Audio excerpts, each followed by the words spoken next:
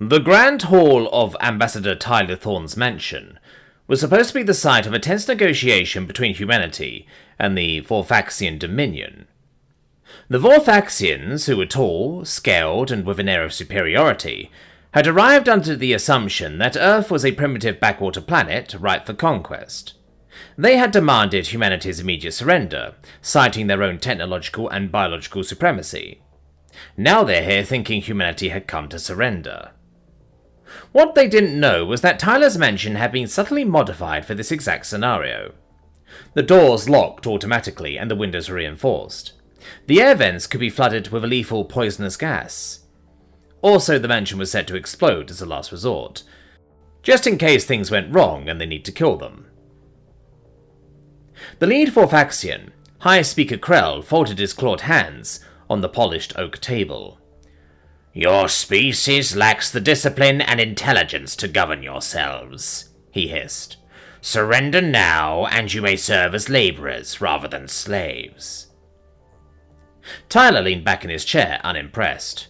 "Yeah, we've heard that one before. Funny thing is, the guys who said it last time, they're not around anymore. What were their names? The Cry something something? They look like your cousins." Before Krell could retort, a sleek orange tabby cat, Mr. Whiskers, Tyler's beloved but chunky-looking feline, hopped onto the table. He stretched, yawned, and then casually strolled over to Tyler's lap, curling up as if the entire alien delegation was beneath his notice. The reaction was instantaneous. Every Vorfaxian in the room stiffened, their frills flaring in alarm. Krell's eyes widened, his scale paling to a yellow-looking white.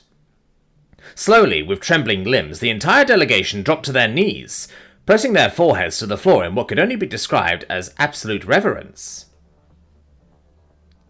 Tyler blinked. His security team, hands already hovering near their concealed weapons, exchanged confused glances. "Great Overlord!" Krell whispered, voice shaking. We did not know this world was under the rule of the Zarkhan." Tyler stared. The what now? One of the other Vorfaxians, still kneeling, hissed in terror. "You dare keep a Zarkhan as a pet?" Tyler looked down at Mr. Whiskers, who was now lazily licking his paw, utterly indifferent to the chaos unfolding around him. Yeah, he's my cat." A collective gasp rippled through the aliens. Krell's claws unsheathed with a metallic shink, and in an instant, the Vorfaxians had drawn their ceremonial blades. Tyler's security team responded just as fast, pistols and stunners snapping up in unison. The room was a heartbeat away from violence. "You have committed the gravest blasphemy," Krell snarled. "The Zarkhan are the ancient rulers of the cosmos. Entire empires are burned for daring to disrespect them." Tyler opened his mouth to argue, maybe explain that Mr. Whiskers spent most of his time knocking things off shelves and demanding treats, when something impossible happened. The cat floated off his lap. Not like a jump or a glide, he simply rose into the air, hovering at eye level with the aliens, his tail flicking lazily. The room fell silent as Mr. Whiskers lifted his head, his yellow eyes locking onto the Vorfaxian delegation. When he spoke, his voice came out in perfect, unaccented English that somehow sounded completely natural coming from a house cat. "You will leave this planet immediately," Mr. Whiskers said, looking at the aliens in disgust. The Vorfaxians trembled, their scales flushing pale with terror. The feline continued, stretching luxuriously in the air. "These humans provide everything my kind could desire. They give us the most excellent belly rubs and ear scratches, exactly where and how we like them. They serve us delicious foods like fresh fish, tender meats, even special treats whenever we demand them."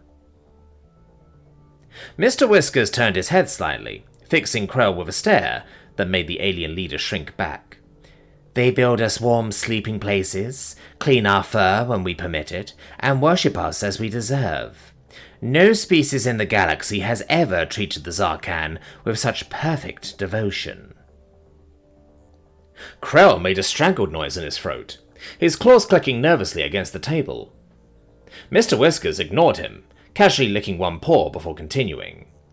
Therefore you will depart this system and never return. If you do.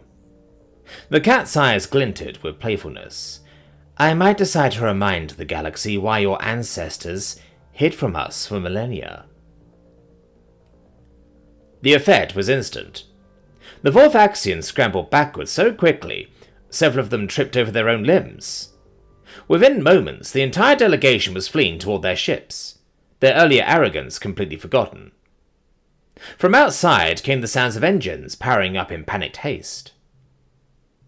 Tyler stared down at the cat in his lap, who had already curled back up and begun purring as if nothing unusual had occurred. Silence filled the mansion.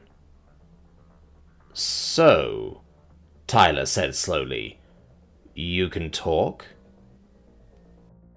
Mr. Whiskers cracked one eye open. Obviously. And you're some kind of cosmic overlord? Former cosmic overlord, the cat corrected. Retirement is nice. Tyler pinched the bridge of his nose.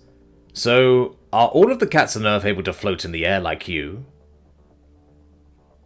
Mr. Whiskers stretched, claws digging lightly into Tyler's leg. Wouldn't you like to know? Outside, the last of the Vorvaxian ships vanished into the sky. Tyler sighed. You know what? I'm not even surprised anymore. Mr. Whiskers flicked his tail, smug. Can I have some treats?